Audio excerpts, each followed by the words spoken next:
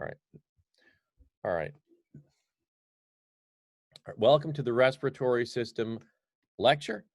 What we're going to do now is discuss respiration in terms of how it's coupled with circulation. We last left off with the blood vessels and the heart, looking at the exchange of oxygen across blood vessels from lungs into the body. Oxygen needs to go, and that is our respiratory system. We breathe about 12 to 15 breaths per minute. That's normal pulmonary ventilation in adults. The respiratory and circulatory system are coupled. As you know, the pulmonary circuit with the heart shows that the heart-lung machine is intrinsically linked. And by that I mean that the heart pumps deoxygenated blood to the lungs and returns oxygenated blood from the lungs, so that the systemic circuit will allow all cells of the body to become oxygenated very quickly. A cell only lives about 4 minutes without oxygen, and it's very important for all cells to have oxygen at all points in time. So to make a long story short, let's look at the anatomy of the respiratory system. If you turn to page 487, we start with what is respiration, right? Defined as taking up of oxygen gas from the environment and the release of waste gas, carbon dioxide. That's our just general definition of the respiratory system. And the anatomy, as you can see in figure 13.15 and 13.17, page 491, 13.17, the anatomy of the respiratory system can be divided really into two different zones. One is the respiratory zone and one is the conducting zone. The conducting zone are all the tubes for the air, basically where air flows, how air is conducted through the anatomy of our respiratory system. The respiratory zone is the actual site for exchange. Where does the exchange happen? And of course, that is in the air sac of the lung. So from the nose to the nasal cavity, to the pharynx, to the larynx, to the trachea, to the bronchi, to the lungs, this is all the conducting zone. There is no transfer of gases across any membranes. There is tubes for conduction of air. And on figure 13.17, it shows a nice picture of the part that I just mentioned. Now, the pharynx is the back of the throat. The larynx is your voice box, right? In the image, as you can see, the Adam's apple and the voice box in that area. Continuing on, the trachea is your windpipe. The bronchi are the tubes of the lungs, and of course, the respiratory zone involves this word known as the alveoli. Alveoli is air sac. That is the word for air sac. And if you look on figure 13.18, the anatomy of the air sac is shown with pulmonary arteries and pulmonary veins surrounding and allowing the alveoli to exchange gas. Now let's start with the nose, nasal anatomy. The root and bridge of the nose is here. This is my picture, don't laugh, of the nose.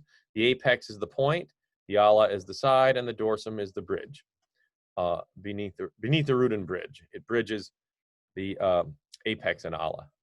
And if we take a look at nasal anatomy, and again, I'll just point you to figure 13.17, nasal anatomy involves an olfactory mucosa at the top, I would say the top part of your nasal cavity. And the olfaction, that word means smell. Smell receptors are found there. And there's a respiratory mucosa, again, at the top part of your nasal cavity in figure 13.17. And the respiratory mucosa has lysozymes and defensins, or both of these are protective chemicals to defend against the enemy. And so let's think about airborne, flu, coronavirus, etc. they are able to get in through this mucosa, all right, very small. Now, when we think about the nasal cavity, we know that there are a variety of branching tubes. When you do your dissection of the fetal pig lab, it'll show that there are a lot of tubes in what we call the nasal concha. Now, why are these tubes that are convoluted? And by that, I mean up, down, up, down. Why would tunnels be important? Because they trap particles. They trap these particles that are dangerous for our health. Viruses, bacteria, creatures in the air. The nasal concha, in fact, trap any particle greater than 4 micrometers. Now, you may be saying to yourself, hey, I know from A&P1 that a virus is smaller than a micrometer, much smaller. It's nanometer in level. And that's why that's why viruses can get through the nasal concha into our body. The nasal concha, again, the word concha, in other words, tunnels, nasal tunnels. They trap particles greater than 4 micrometers, so viruses are indeed able to get through. That turbulent flow is nothing. I did want to emphasize, if you look on page 490, asbestos, the wonder material, and there's a picture of it, figure 13.16. Asbestos was a wonderful material that was an insulator, and it was able to be molded in many ways to as a building material. All right, even shingles, roofing shingles were made of asbestos.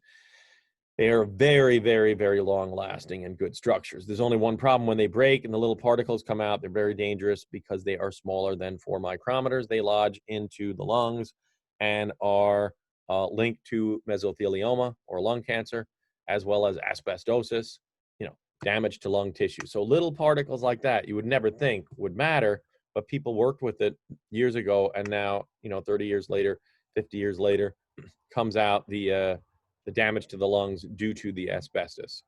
So interesting.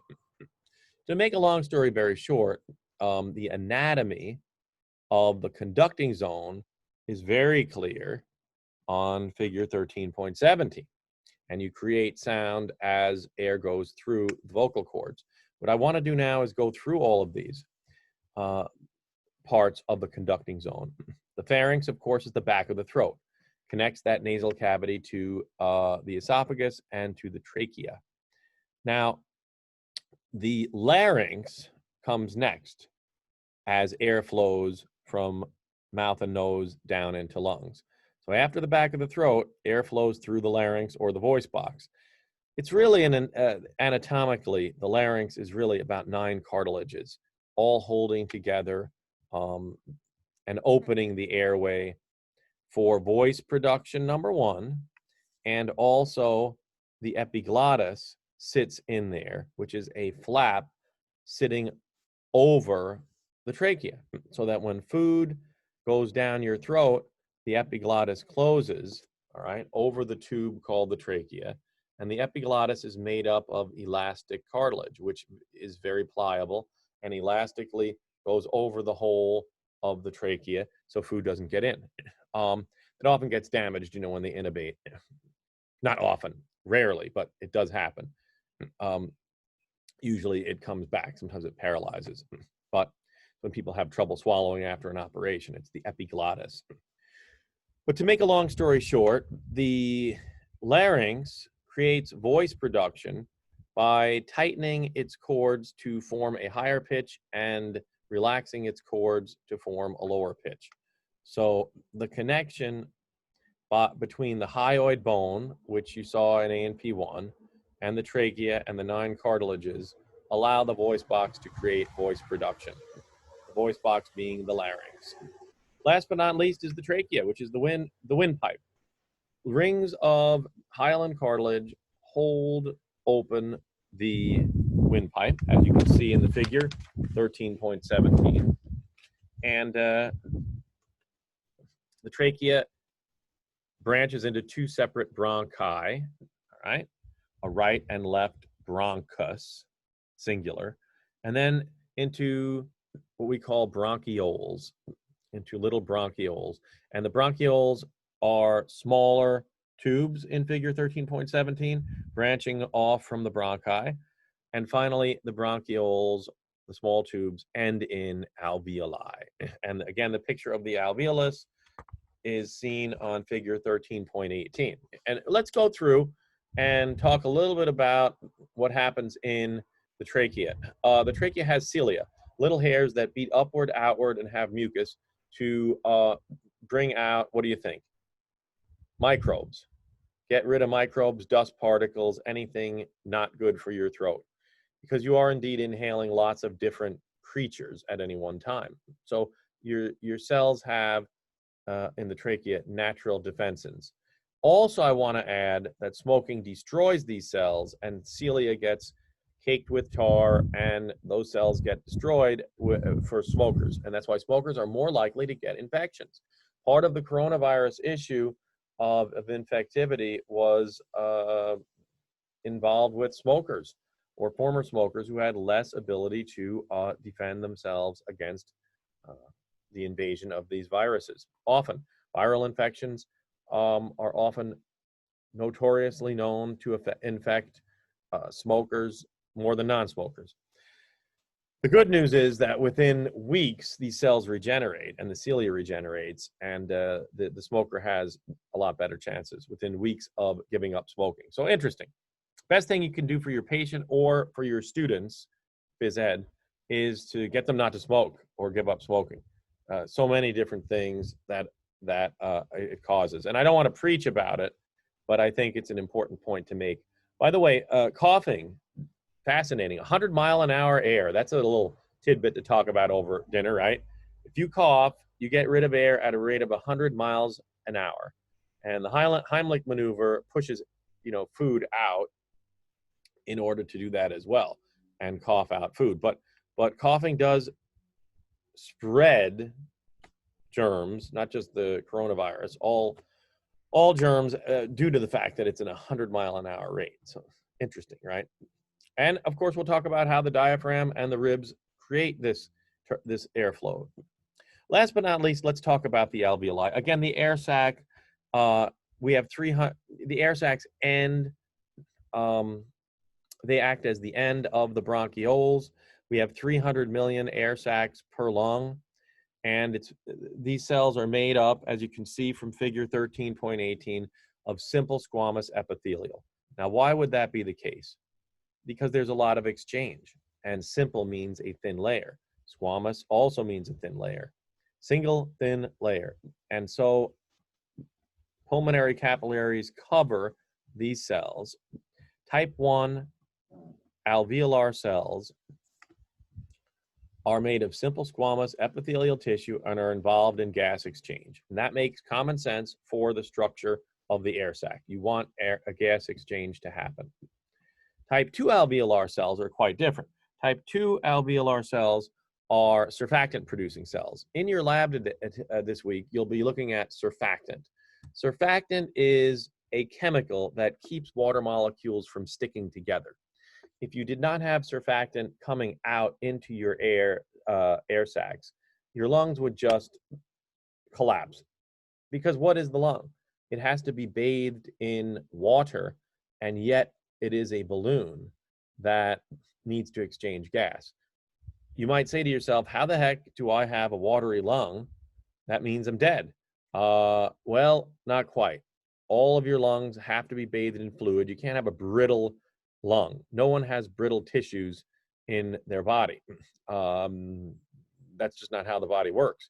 If it's brittle, nothing happens. It falls apart and deteriorates. So the lungs also, like all parts of the body, have to be bathed in fluid, water. But my point here is that the type 2 surfactant producing cells keep the lungs open. They're like detergent for the lungs to keep the lungs inflated and open. And you have to think about the fact that there are also macrophages sitting on top of the air sac that destroy airborne viruses and bacteria. We swallow 2 million microbes per hour, which is phenomenal. And our air sacs and their resident macrophages defend against them. Now, what I want everyone to do is feel their ribs, okay, and breathe in. Now, when you breathe in, we call it inspiration, air into the lungs, and we say that during inspiration, the ribs and the sternum move upward and outward. Now breathe out. That was a long breath. The ribs and sternum move in and down. When you breathe in, all right, when you breathe in, increase the volume of your thoracic cavity. In fact, inspiration involves the diaphragm going down at the same time. You can't feel that. The diaphragm is a sheet of muscle at the bottom of your thoracic cavity. And that sheet of muscle goes down. Now, what happens when you expand the ribs and the sternum and you push the diaphragm down? You make the volume much bigger. And according to Boyle's law, gas goes from a high to a low pressure, down a pressure gradient. If you increase the volume of the thoracic cavity, right? This is Boyle's law. What has to compensate is that the pressure has to go down. So as you create a larger volume, pressure inside of the cavity go down. And so, since gas moves from high to low pressure, air moves into your lungs. Your lungs are simple balloons. You look at figure 13.17, the lungs don't have a lot of muscle. They don't expand and contract on their own. They are instead, much like the lab, the interactive lab I've got for you, they're just balloons sitting there. And they are merely responders to the changes in pressure in the thoracic cavity. So that's what I'm trying to get at. How do we inspire? How do we expire? Inspiration is air going into lungs. Expiration is air going out of lungs. And so we say that there's intrapulmonary pressure, that's pressure in the alveoli. We say that it's generally 1 atmosphere, 760 millimeters of mercury. And the intrapleural pressure, that's pressure in the pleural cavity, let's say is -4. That means 4 less than in the alveoli. Let's say it's 756 millimeters of mercury. Air always goes from a high to low pressure. So you'll go from the air sac out into the pleural cavity. So just remember, this is Boyle's law. And I'll just repeat Boyle's law. It's not that important that you memorize it, just to understand the principle. And I'll go over that again in a moment. But here's Boyle's law. P1 times V1 equals P2 times V2. In other words, the pressure and volume in one side of a container is going to, let's say, be equal to the pressure and volume in the other side of the container. And both will go up and down as the equation dictates. In other words, what does the equation dictate? This box is what you should know more importantly, that P and V equal a constant when we think about respiration. P times V equals a constant. In other words, the outside pressure pretty much stays the same.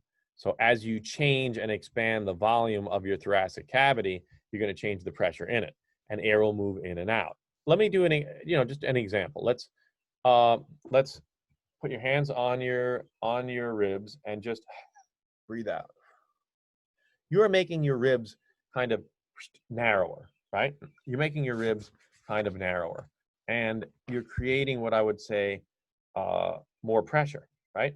The diaphragm is moving up as you breathe out, and the ribs and sternum move inward. So you're decreasing the volume, and it's a constant. Outside is a constant pressure. So as you decrease the volume inside of you, you have to compensate by pushing out a certain amount of gas because there's more pressure inside. You increase the pressure when you breathe out by putting your ribs and your diaphragm and your sternum all kind of together to thrust out air. So that's expiration, and inspiration is the opposite, making the cavity bigger to literally pull in air. So all of this is, summarized by differences in pressure between the atmosphere and the alveoli. In other words, delta P. Delta means change. All right, does everyone know that? Delta, this triangle means change. The difference or change in pressure between the outside and the inside of your lungs determines how much gas flows in and out of your alveoli. All right, it's determined by delta P. Another thing I want to say is it's determined by surfactant. If you have more surfactant, you're going to have better flow of air. All right, you cannot have sticky air sacs. So it's very important. Smokers destroy some of their type 2 alveolar cells, and so as a result, they have stickier air sacs. We say that the surface tension of the alveolar fluid is decreased by surfactant. What does that mean? Surface tension is defined as stickiness of water, how much tension the water has. In other words, how sticky the water is. So can a little spider walk on the water? That means the water has a lot of surface tension. We say that in premature births, there's not enough surfactant because in preemies, and I define that as earlier than 34 weeks in gestation, in the womb. The surfactant producing cells are not mature enough, and so the surfactant is not made, and that is a major reason for premature infant death. 10% of babes are premature, and I want to say infant respiratory distress syndrome is the major killer of those babies. And they are able to shoot up with a steroid to develop those cells. But again, all these things have to happen in the right timing. So let's define basically how well a lung works. That's defined as lung compliance, a measure of how much lung volume changes with delta P. In other words, the more compliant the lung, the better. So delta V is how much we change our volume, and delta P is how much we change our pressure. So and C sub L is lung compliance. So let me define this equation once again. I told you there's gonna be an equation. This is about it for the equations, okay, in terms of physics. C sub L is lung compliance. So in other words, how well is the lung working? Delta VL is how much the volume changes based on delta P, how much the pressure changes. So if you're changing, you're breathing, and you're not getting much compliance, much delta V, much change in volume, that's a problem. So lung compliance, the more compliant, the better. And so the three things that determine lung compliance, one is surfactant, as I just said. More surfactant, better compliant lungs, because you can open and close better. Resilience of the lung, that means how much you're able to expand and return back to normal, how resilient you are, how much you're able to get back to the way you were. Resilience of the lung. And respiratory passages, how big the passageways are. If you have asthma or bronchitis, the passageways are small. So you're not going to have as much lung compliance. Not enough air is going to go through. And again, your lab this week gets you interactive so that you can test all three of these lung compliance variables. Resilience is interesting because emphysema, right? Emphysema is a scarring of the air sacs, a fibrosis or a scarring, a lot of fibers, and that hurts the resilience of the lung, how much it can return. So all these three factors are what determines how compliant your lung is. In lab this week, you're going to go over these respiratory volumes, but I want to go over them now. Take a breath in, just a normal breath. That's your tidal volume. It's about half of a liter, 500 milliliters. Normal air in and out. It's quiet breathing, like the tides. In and out, go to your lungs, bring air in and out, and that is the tidal volume. Your minute respiratory volume that you're going to calculate in lab this week is, take a breath, another breath, how much you breathe in and out per minute. So multiply tidal volume times basically within 1 minute, and that's how much you breathe per minute. Inspiratory volume is how much air you can be forcefully exhaling after you just normally breathe. So just breathe in and out, and now go. That's your expiratory reserve volume. Now breathe in and out. Now take a deep breath. That's your inspiratory volume or reserve volume. So Expiratory is how much you forcefully expel after you normally breathe. Inspiratory is how much you forcefully inhale after you normally breathe. And residual, that's your last breath after you die. That's how much is left in your conducting tubes, about 1,200 milliliters, no matter what. Lung capacity for men is, of course, higher than women, larger frames generally. 6,000 milliliters for men is your total lung capacity, women 4,200.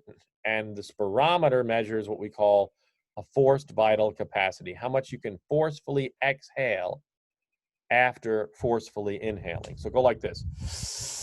Breathe in, and then exhale as much out as possible.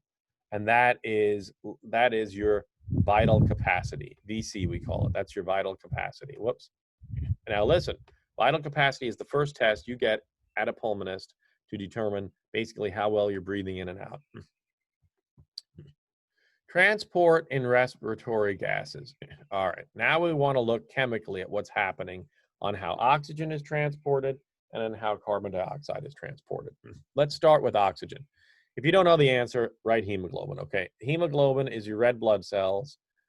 Red blood cells carry about 98.5% of the oxygen as something called oxyhemoglobin.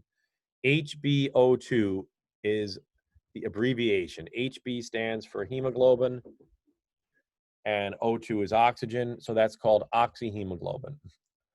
HHB is known as reduced hemoglobin. That's hemoglobin that has hydrogens on it or without oxygen. Hemoglobin holds up to 4 oxygen molecules per hemoglobin. And of course, there are millions of hemoglobins per red blood cell. So again, 98.5% of your oxygen is carried in your red blood cells, and it's carried at any one time. Arterial blood has 20% oxygen by volume. Venous blood, when we say deoxygenated, when we did the heart, that has 15% of oxygen by volume. So there's still oxygen in your blood, in your veins. It's just not as much. So there's always some on reserve. And there's a good reason for that. Number one, you're not carrying much as just dissolved in the blood. All right, 1.5% is just dissolved in the blood, not much. So we have to really look at something called the oxyhemoglobin dissociation curve. Oxygen hemoglobin dissociation curve. All right, hemoglobin has a real affinity for oxygen. Hemoglobin is like a sponge. Let me show you this this graph.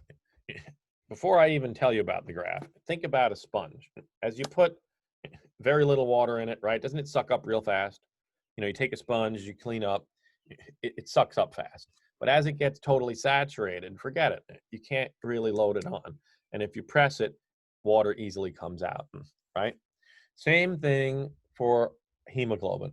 As we increase the amount of oxygen, we increase, right? As we increase the pressure on the x-axis, it's pressure of oxygen. On the y-axis, it's saturation of hemoglobin. So you would expect a straight line, right? More pressure of oxygen in your lungs, more hemoglobin saturated. But indeed, we get an S-shaped graph, which means at first there's a high rate of exchange, and then at the end there's a low rate of exchange. It flattens out, easily removing oxygen when we have an ample supply of it, and being cheap about it when there's not much. And that would make sense, right? Think about it. Your parents are cheap when they don't have much money. When they do have a lot of money, they just give it more freely. That's because the hemoglobin has to be very careful when there's low amounts of oxygen. It's not going to give it off just to anybody. It's going to give it off to tissues that need it most when you're in a deficit of oxygen. And so as a result, what happens? Well, it's very simple. If your brain does not have enough oxygen, you're going to die a lot quicker than if, let's say, your toe doesn't. So the rate of exchange of oxygen by the hemoglobin is much higher when there's large amounts of it. But when there's small amounts, the hemoglobin saves the oxygen for those tissues that really need it and are respiring quite a bit, like your brain. Moving along, I want to show you an application of this oxyhemoglobin dissociation curve. Notice, say you go for a run. Does your temperature go up? Yes. Does your carbon dioxide level go up? Definitely, right? That's your waste. Does your pH go down? Yes. Happens to be that carbon dioxide acts as an acid in your blood. So all three factors, everyone, take a look again. Carbon dioxide, temperature, and pH. As these three factors change, we shift to the right the oxyhemoglobin dissociation curve, all right? And that shift to the right means hemoglobin loses its affinity for oxygen. It makes sense because, let me repeat, if you go for a run, your carbon dioxide level is going to go up, your temperature is going to go up, your pH is going to go down. And you're going to need hemoglobin to be less cheap. It's like saying, Mom, give me more money. I'm desperate. Same thing here. Body says CO2's gone up, temperature's gone up. I need more oxygen. So oxygen is given up more easily by hemoglobin to respond to the needs of the body. And so the curve shifts to the right. It's an interesting thought. Hypoxia is defined as inadequate oxygen to tissues. You know, blue nails, if you look at someone's nails and they're bluish, means hypoxia. Carbon monoxide poisoning, that's a tricky one because the cheeks get red because carbon monoxide literally likes and attaches to hemoglobin more than oxygen. And so the cheeks actually look red because it reddens, or rather it activates the hemoglobin. The trouble is the wrong substance is on it. Carbon monoxide is useless.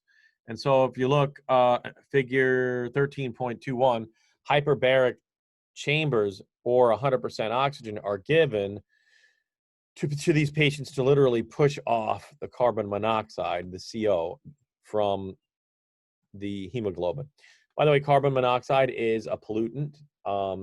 Obviously, you've heard carbon monoxide poisoning is when you know, a car or a heating system gives off the monoxide, and as a result, poisons the individual. All right, suicide occurs when people leave their car running and the carbon monoxide puts them to sleep, literally, because the pH of the blood goes down and they literally fall asleep. It's kind of scary and quite frightening. And let me state that carbon monoxide poisoning is a leading cause of suicide.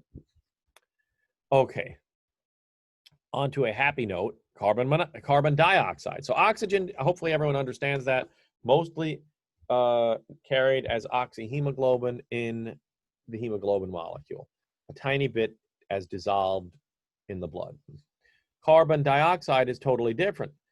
Carbon dioxide still uses the hemoglobin molecule, but more like a taxi. Let me show you. Okay. Carbon dioxide is, here's your biggest word in anatomy. Carbon meaning hemoglobin, HbCO2. 20%, you know, about a fifth of your carbon dioxide is just sitting in the hemoglobin and attached, much like oxygen. What about the other stuff? 7 to 10% are dissolved in the blood. It's very more soluble than oxygen. Carbon dioxide is more soluble than oxygen in water, so it travels around. But most, 70% of carbon dioxide is traveling in your blood as the bicarbonate ion, HCO3 with a negative charge. And this is how the equation looks for carbon dioxide dissolving in water, whether it's the ocean or in your own blood. It's a buffering system. And by that, it means it maintains the pH of the blood. The pH of blood is very important to be maintained at 7.35 to 7.45. Any lower than 7.35 results in respiratory acidosis. That means pH goes down too far, and that will put a person into a coma, and they will die, you know, if it goes too far. So it's important to keep the pH of the blood, and the body does this, keeps the pH of the blood buffered. Let's talk about what happens. Carbon dioxide and water combine to form carbonic acid. An enzyme in the red blood cells, known as carbonic anhydrase, speeds up that reaction and forms the bicarbonate ion here, HCO3 negative. In the blood, HCO3 negative quickly moves quickly out of the red blood cell and into the blood, and the red blood cell takes in a chloride to compensate for the loss. That is known as the chloride shift. So this here, this here is happening in the red blood cell, and the HCO3 leaves and the chloride enters. That's known as the chloride shift. In the lungs, the reverse chloride shift happens, where HCO3 enters the red blood cell, and chloride then shifts out of the red blood cell in order to carry. There's only so much space, let's say, for a negative. In order to carry the HCO3, the chloride has to leave. And so this is the way in which carbon dioxide is transported in the blood. Let me reiterate yet again, carbaminohemoglobin, that is the carrying of hemoglobin, carbon dioxide combination, blood dissolved, and then bicarbonate ion, 70%. So these are the three forms that carbon dioxide is transported as in the blood, as carbaminohemoglobin, as dissolved, and as HCO3. All right, and this is the equation for how carbon dioxide is transported. Notice that the reaction occurs in both directions, right? It's what we call a reversible reaction. So as hydrogens build up, boom, you shift the equation to the left, thereby buffering the pH of the blood. And as carbon dioxide builds up, boom, you shift to the right. So a buffering system. And this is just a picture of an air sac and a blood vessel going through the air sac to show the site of exchange, okay? Similarly, we just talked about Boyle's law, Dalton's law, and Henry's law. They're all kind of related, just discussing that pressure goes from a high concentration to a low concentration. And this picture, some people get confused by this picture. This picture, everyone take a look. This is the air sac. This is the blood vessel. And so what we're saying here is that in the air sac, there's a lot of air, right? Well, what do I mean by air? Oxygen, 104 millimeters of mercury. And in the blood vessels is only 40. So oxygen is going to go into the blood vessel, right? That is called oxygenation of the blood vessels in there. If we take a look here, the carbon dioxide is 45 millimeters of mercury. Here it's 40. So the carbon dioxide is going to therefore leave the alveolus, okay? Because the carbon dioxide, in the vessel it's 45, in the air sac it's 40. So you're going to go from high to low and leave the vessel and go into the air sac. That's the point. So again, what am I trying to get at with this picture? The air sac's going to exchange gases from a high to low pressure. And it happens to be that the air sac has what? A lot of oxygen. That's why you're breathing. Take a deep breath. You're giving the air sac a lot of oxygen. It goes into the vessel, and the air sac picks up a lot of carbon dioxide because it leaves the vessel where it's higher. And I just want to reiterate a little chemistry. Oxygen is a little soluble in water. Carbon dioxide is very soluble. That's why you can carry it quite a bit. The oceans absorb it. And nitrogen is not at all soluble. And I want to emphasize that's important in a disease called the bends. If you come up from diving too quickly, the nitrogen bubbles come out of solution in the vessels, and it causes the bends. You know, when there's a bubble in your blood vessel, that's basically a clot, and that's known as the bends. And I have a little hyperbaric chamber. I kind of talk about that. Figure 13.2, 13.21, excuse me, 13.20, 13.21 shows the treatment and a little diver. Let's talk about ventilation perfusion coupling and the Haldane effect, right? And then we will review how blood move, how gases change acidity of the blood, and we'll talk about diseases, and then we're done. All right, so we're on target. Let me talk about these two principles. Ventilation perfusion coupling simply states that when this air sac has blood vessels going through it and oxygen going through, there's what we call vasodilation. NO, or nitric oxide, vasodilates in the area of the air sac to exacerbate or increase gas exchange. That's known as ventilation perfusion coupling. It maximizes gas exchange by dilating the blood vessels around the alveolus when the pressure of oxygen is high, right? So when oxygen comes into the air sac, boom, you get vasodilation to maximize air exchange. And there's a lot of surface area of the lung, 60 square meters of surface area of the lung for respiratory exchange, and very small membranes, very thin membranes, 0.5 to 1 micrometer in thickness. All right. That's one principle that maximizes gas exchange in the lungs. Another principle is known as the Haldane effect. And I want to explain the Haldane effect very simply. The lower the amount of oxygen in the blood, the more carbon dioxide able to be carried by the blood. It's almost like a taxi. If you have more O2, then you have less room for CO2. If you have more CO2, you have less room for O2. So what's the reason for it? That's actually complicated, but it's based on this equation. And everyone take a look. As you increase carbon dioxide dissolved in the blood, there's more hydrogen available, right? We said that carbon dioxide acts as an acid. Whoops.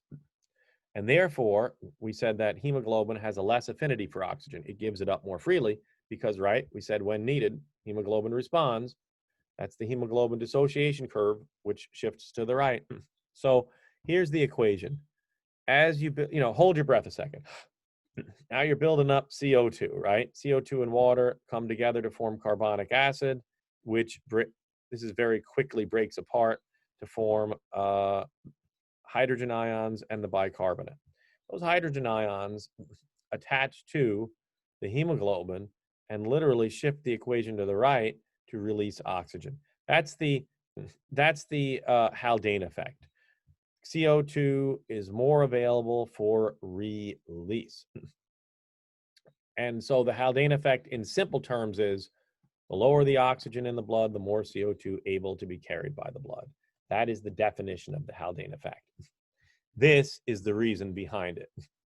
I don't know that it's a little beyond the scope of what I want you to know. So if you're freaked out by this, it's great if you understand it, but I'm not going to test you on these equations. What I'm going to do though, you got to know the definition of the Haldane effect, but ultimately it's good to understand that this bottom equation is the buffering system of the blood, and this top equation is the oxyhemoglobin dissociation curve. How much they're related, don't get too stressed about, but you should know the general review that CO2 is an acid in the blood, all right? So what happens when you decrease breathing, when you hold your breath? You increase CO2, and it makes the blood more acidic. That you should know. CO2 makes blood more acidic. Very important. Now, why? I'm not going to get crazy about, but I think you should know that CO2 and water come together, and let's push this equation to the right. You're getting yourself hydrogens released, and that is essentially acidity. Now take a lot of breaths. Breathe off the CO2. Less CO2 means what? HCO3 negative, and the hydrogens are taken up. You're sucking away the hydrogens, right? Because you're blowing off the carbon dioxide, right? And if you're blowing off the carbon dioxide, this is being removed. You're breathing it out. So the equation, of course, goes to the right. These are reversible reactions. So if you take one chemical out of the equation like this, you're breathing out too much CO2, then the equation shifts to the right and you get more basic. As I've said before, this is one of the hardest concepts to understand. So happy to re-explain it at the end if you have any questions. But again, CO2 is an acid in the blood. As you hold your breath, you build up that acidity and the pH becomes lower. Reiterating, as you hyperventilate or breathe off carbon dioxide, you take deep breaths, and you should tell your patients, take deep breaths, you know, if they're capable of that, to blow off the CO2 when the pH of the blood goes too low. And I want to state that the CO2 being removed shifts this equation to the right, making hydrogens get used up in the blood. And that's really what I wanted to emphasize. And what is the problem? Lung cancer and COPD I want to talk about as our final topic of the different diseases. There's 3 types of COPD. COPD stands for chronic obstructive pulmonary disease, anything that obstructs your pulmonation or your breathing. Emphysema is really a scarring or deterioration of the alveoli, almost always, or very often, let's say, due to smoking. Pollution is a contributor too, but the lungs become less elastic, and the person has to actually breathe more frequently to compensate for the damaged alveoli. So that's a scarring of the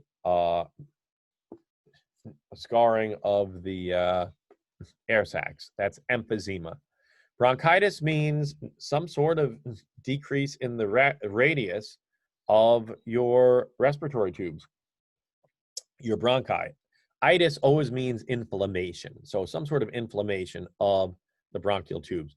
Sometimes it's chronic, sometimes it's acute. Acute means sudden onset, chronic means longer term. Either an infection or some sort of excess mucus causing the bronchitis. Asthma is also a decrease in the radius of the tubes, but it's an inflammation of the air passageways, all right? So what's the difference between bronchitis and asthma? One is an immune reaction. Asthma is an immune reaction to inflame your air passageways, and bronchitis is a reaction to something external in the body. And there's a shift to steroids to treat asthma. The rate of death from asthma actually doubled in the last 25 years. So interesting. Lung cancer, there's squamous cell adenocarcinoma and small cell carcinoma. Each have their own characteristics. Lung cancer has a 5-year survival rate of roughly like 5 to 8%. So it's terrible because it's a very vascular tissue, the lungs, and can spread. 90, this is an interesting point. You know, a third of all of our cancer deaths are due to lung cancer. And I often bring this up as how data got manipulated years ago. What percentage of people actually get lung cancer who smoked for 20, 30 years? You know, very small, 1%. You know, most of you probably think, whoa, that's crazy. And if you do a statistical test between smokers and non-smokers, you know, they call it like a t-test, you'll find that there's no statistical difference between the two because of the small rate of lung cancer in the patients.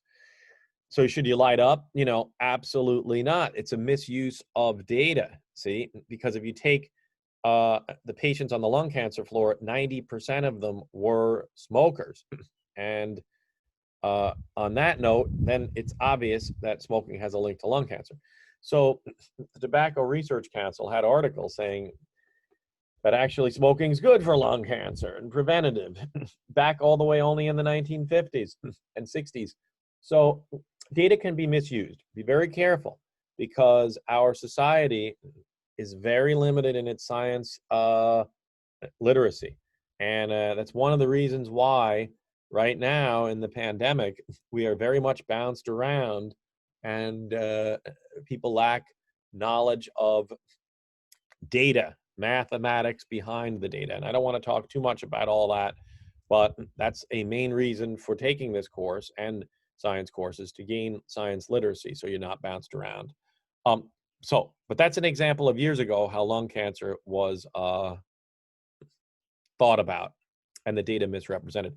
Squamous cell carcinoma has bleeding masses. Adenocarcinoma has peripheral masses, means masses on the side. The most responsive to chemotherapy is the small cell carcinoma. So I guess if you're going to have one, that's probably the best of it. Moving along to high altitudes. Acclimatization, another big word. Acclimatization means getting used to a high altitude. All right. After 8,000 feet, if anyone ever gone to Colorado or a high mountain, the Alps, I was in Colorado. You just feel like you're exhausted coming from New York. And that's because you don't have as many red blood cells. You're not used to the abrupt change in pressure. Less pressure means less oxygen available, less pressure coming into you. So you're not used to it. And it's interesting that training will occur in high altitudes in order to do what we call, you could almost call it natural blood doping, where more red blood cells are made, more nitric oxide is released from the hemoglobin, so more ventilation perfusion coupling, and a bigger lung capacity.